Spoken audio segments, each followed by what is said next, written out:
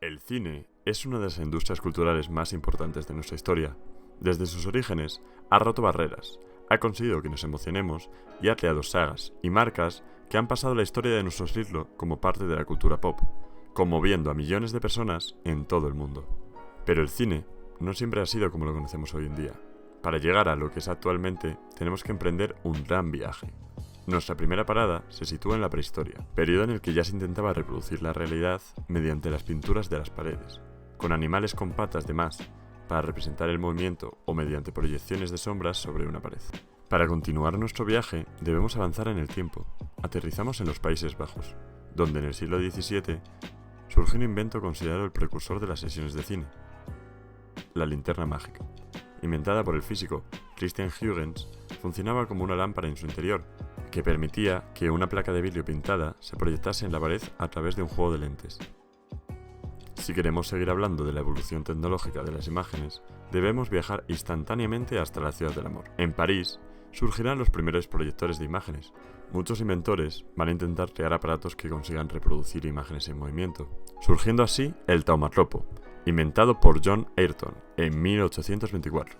Este aparato basa su funcionamiento en un disco pintado por las dos caras que, mediante un movimiento giratorio, consigue mezclar las imágenes, creando así una sensación de fusión de las mismas. Debemos hablar también del fenaquistiscopio, de Joseph Anton Plateau, una placa circular con varios dibujos de un mismo objeto, en posiciones ligeramente diferentes.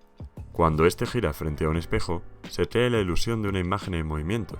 En este siglo surgió también el zoótropo, de la mano de William George Horner, que funciona creando una ilusión de movimiento mediante un tambor giratorio con orificios en forma de línea y dibujos en su interior, de forma que cuando da vueltas, las zonas de los agujeros dejan ver por un momento los dibujos, y como cada vez que se ve a través de uno de los orificios se muestra un dibujo diferente, la imagen parece moverse. Por supuesto, no podemos dejar de lado el praxinoscopio, de Émile Renaud. Su funcionamiento es similar al zoótropo. Sin embargo, las imágenes se sitúan en la pared exterior del tambor, y en la interior se colocan unos espejos en los que se reflejan las imágenes, que, junto al movimiento giratorio del aparato, crean de nuevo esa ilusión de movimiento. Después del praxinoscopio, Renaud crea una variante de este que se acerca mucho más al cine de lo que ya se había hecho nunca: el teatro óptico, cuyo objetivo era proyectar las imágenes sobre una pantalla o superficie, lo conseguía gracias a la combinación de un praxinoscopio y dos linternas mágicas. Una proyectaba el fondo de la escena y la otra los personajes en movimiento, con ayuda de diversas lentes y espejos. Pero ahora las proyecciones eran más largas, de entre 6 y 15 minutos, por lo que se solventaba el problema de la monotonía usando varias bobinas con tiras de imágenes distintas. No podemos hablar del cine sin trasladarnos a Estados Unidos, donde encontramos la invención del negativo de fotografía. Con este elemento ya tendríamos los tres pilares que componen el cine: la persistencia retiniana, la fotografía y la proyección. Pero ahora nos hace falta un mecanismo para llevar a cabo estas proyecciones, es decir, la película perforada y un aparato que se encargara de moverla. Este problema encontró su solución en 1890, cuando Edison pidió a Eastman, quien había patentado la película en rollo y la primera cámara fotográfica, la fabricación de una película. Eastman dividió por la mitad el negativo de 70 mm y Edison añadió las perforaciones. Esto sería el nacimiento del 35 mm que tanto conocemos. Por fin teníamos las imágenes listas para ser proyectadas, pero se necesitaba un medio para poder verlas. En 1891 surge el kinestoscopio, de la mano de Edison, una caja con un sistema de bobinas en su interior que se encargaban de mover la película, que era vista desde el exterior de la misma a través de un visor, y gracias a una lámpara que iluminaba la película, el visionado de las películas era individual, porque Edison pensaba que si se hacía de forma colectiva, la gente no se interesaría por el cine. Pero esto cambió drásticamente con la llegada de los hermanos Lumière y su cinematógrafo, el cual hemos mencionado antes. Este aparato proyectaba películas sobre una pantalla y tenía un mecanismo que hacía que ésta se moviese mediante el giro de una manivela. Se puede decir así que el nacimiento del cine tuvo lugar el 28 de diciembre de 1895, cuando los hermanos Lumière mostraron en una sesión pública sus obras a los espectadores del Salón Indien de París. Las primeras imágenes en movimiento. Ese día se proyectaron 10 breves películas, con cintas de una extensión de no más de 20 metros cada una, realizadas por Louis Lumière e interpretadas por sus familiares y amigos. La duración total fue de 20 minutos y el precio de la entrada fue de 1 franco. Entre ellas, podemos destacar la salida de los obreros de la fábrica, que fue el primero que se rodó, y la llegada del tren, con la que muchos espectadores salían disparados de sus butacas al ver cómo el vehículo, sobre raíles, se acercaba hacia ellos, con la sensación de que saldría de la pantalla. A pesar de la gran revolución que el cine suponía para la época, el público se fue cansando poco a poco de las proyecciones. Estas trataban sobre temas cotidianos, la familia y el trabajo.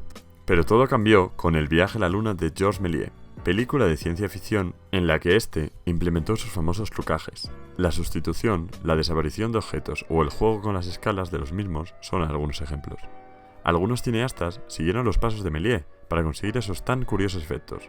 En España, segundo de Chaumont con El Hotel Eléctrico, de 1905. Todos estos acontecimientos nos hacen trasladarnos hasta Estados Unidos, donde el cine había pasado de entenderse como un divertimento para empezar a crear lo que llegará a ser una de las mayores industrias del entretenimiento del planeta.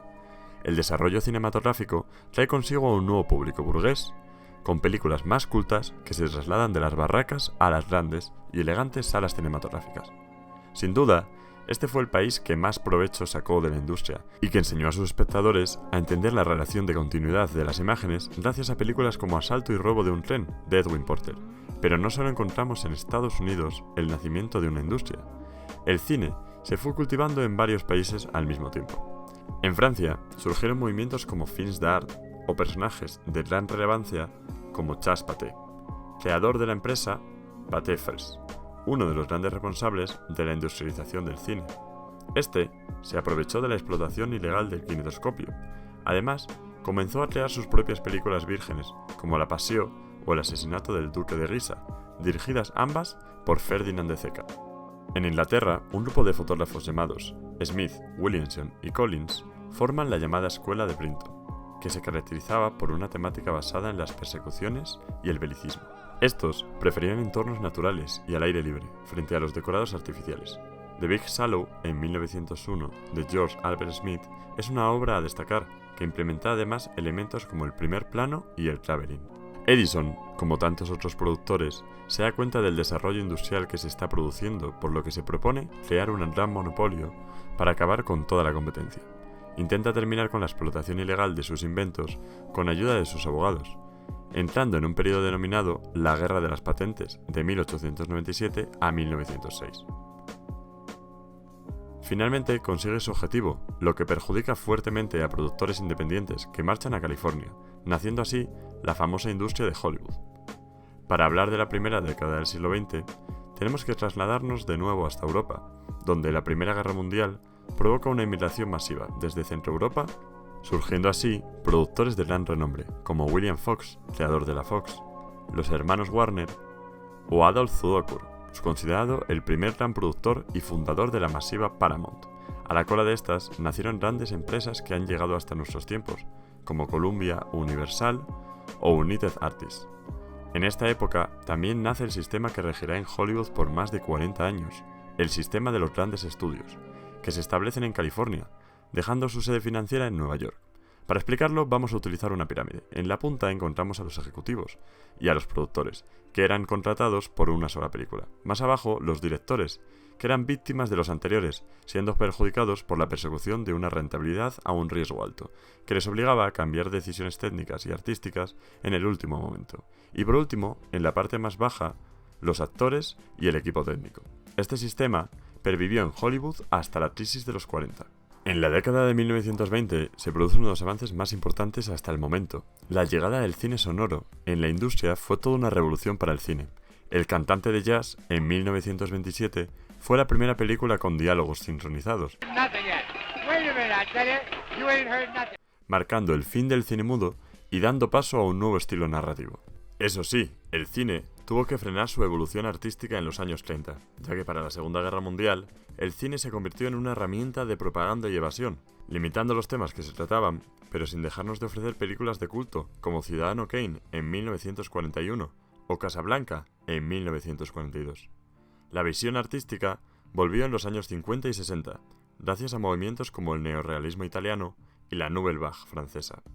Movimientos independientes que nos dejaron grandes directores como Roberto Rossellini o Jean-Luc Godard, figuras que influyeron en cineastas de todo el mundo. En los años 70, el cine vivió otra transformación. Conocemos esta época como el Nuevo Hollywood, donde directores como Martin Scorsese, Steven Spielberg y George Lucas reinventaron la industria con narrativas más arriesgadas, uso de los efectos especiales y los primeros atisbos de lo que sería el cine digital. En estos años, presenciamos el nacimiento de los blockbusters, películas que llenaban los cines con miles de espectadores. Tiburón en 1975 y Star Wars en 1977 son ejemplos perfectos de esta nueva era del cine. Desde ese momento, los cines no menguaron su popularidad, consolidándose como la nueva norma. En los años 90 y 2000, películas como Jurassic Park de 1993 y Matrix de 1999 no solo arrasaron en taquilla, sino que también refinieron los límites del cine, elevando el uso de los efectos especiales y la tecnología digital. Todos estos cambios nos han hecho llegar hasta el punto actual. El cine ha pasado de ser un invento revolucionario a toda una forma de vida, creando tantos lazos como empleos. Aunque las salas estén más vacías que nunca, el audiovisual nos rodea más que en cualquier momento de toda la historia, y al fin y al cabo, es una magia que solo se puede conseguir gracias al séptimo arte.